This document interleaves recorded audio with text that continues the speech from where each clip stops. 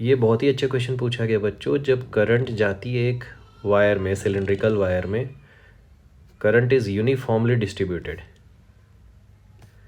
ठीक है। तो इसके अंदर क्या होता है, फील्ड इंक्रीज होता है डायरेक्टली प्रोपोर्शनल, और फिर होता है डिक्रीज, ठीक है। अब आप इसको किससे निकाल सकते हो, एम्पियर्स लॉ से, ठीक है। ये ऐसे इंक्रीज होता है फिर डिक्रीज होता है, इंक्रीज एंड डिक्रीज, अंदर लीनियरली इंक्रीज और फिर इनवर्सली प्रोपोर्शनल होता है।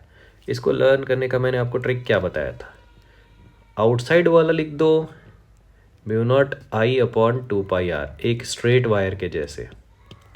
उसको भी लर्न करने का ट्रिक क्या है, ये सिंपली एक स्ट्रेट वायर के जैसा है। जैसे इलेक्ट्रिक फील्ड होता था 2k λ/r, वैसे ही होता है ये μ0I/2πr। के की जगह μ0/4π रखोगे।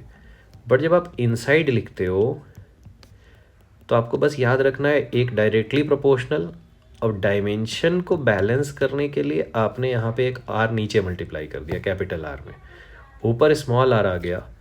तो बैलेंस करने के लिए डायमेंशन को है नीचे आर स्क्वायर आए, क्योंकि ये दोनों का डायमेंशन तो सेम होना चाहिए ना।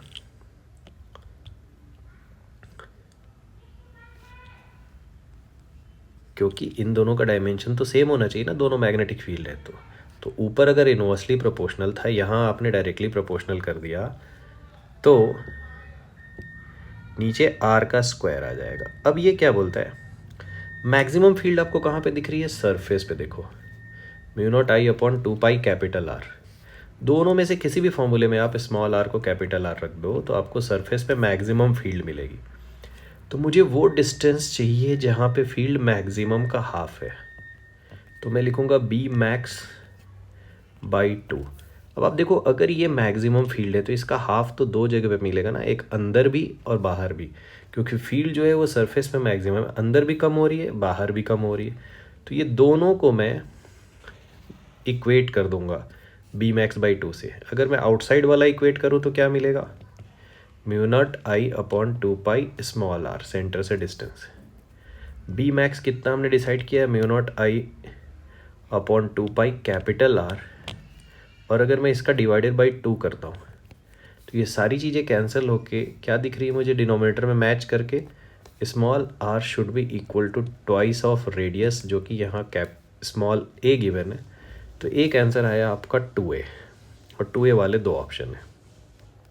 अब यही सेम चीज़ मैं किसके लिए निकाल दूंगा, इनसाइड वाले पॉइंट के लिए, ठीक है। तो ये सेम चीज़ अगर मैं इनसाइड वाले पॉइंट के लिए निकालूं तो फॉर्मूला क्या लग जाएगा बच्चों, μ0I/μ0IR, ये वाली वैल्यू हाफ होनी चाहिए μ0I/2π कैपिटल आर से। अब आप थोड़ा ध्यान से देखना, ये जो स्मॉल आर है इसको मैं कंपेयर करूं, ठीक है। तो μ0I/2π तो पूरा कैंसिल ही कर दो आप,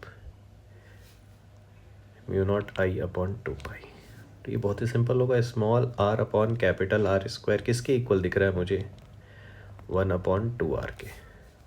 तो स्मॉल आर की जो वैल्यू यहाँ से मुझे मिलेगी वो हो जाएगी r/2, मतलब a/2। So a/2 and 2a are your answers. अब एक चीज़ समझो, अगर किसी को ये पूरा मैथ्स नहीं लगाना है तो वो क्या करेगा, ठीक है। जनरली मैं आपको हर क्वेश्चन में कोशिश करता हूँ कि एक शॉर्ट ट्रिक आपको पता चल जाए। तो ये हो गया बेटा आपका आंसर। अब मैं आपको बता रहा हूँ शॉर्ट ट्रिक क्या है इसकी।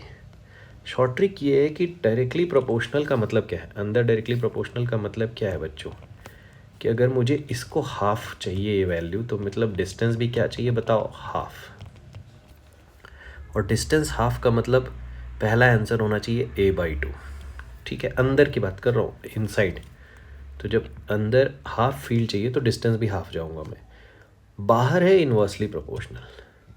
इन्वर्सली प्रोपोर्शनल का मतलब है कि अगर मुझे इसको हाफ करना है, ठीक है, मैग्नेटिक फील्ड को मुझे हाफ करना है, तो डिस्टेंस करनी पड़ेगी डबल, और डबल का मतलब है 2a।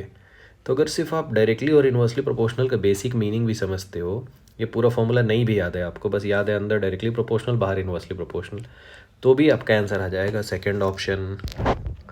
तो मैं आपको हमेशा बताता हूँ कि आप जब क्वेश्चन सॉल्व कर लेते हो, क्लासेस में क्वेश्चन सॉल्व कर लेते हो, तो घर पे आपको क्या प्रैक्टिस करनी है, क्या रिवीजन करना है, तो फिजिक्स में एक रिवीजन ज़रूर करो कि डेली हर क्लास में 7 8 10 15 क्वेश्चन ही होते हैं आपकी क्लास में डिस्कस, कहीं पे भी, जेई मेंस में, नीट में। बहुत बड़ी क्लास है तो 15 क्वेश्चन 10 क्वेश्चन, एवरेज क्लास 7 से 8 क्वेश्चन। उन क्वेश्चंस को आप घर पे जाके ओरली क्वेश्चन सॉल्व करने की कोशिश करो विदाउट पिकिंग द पेन।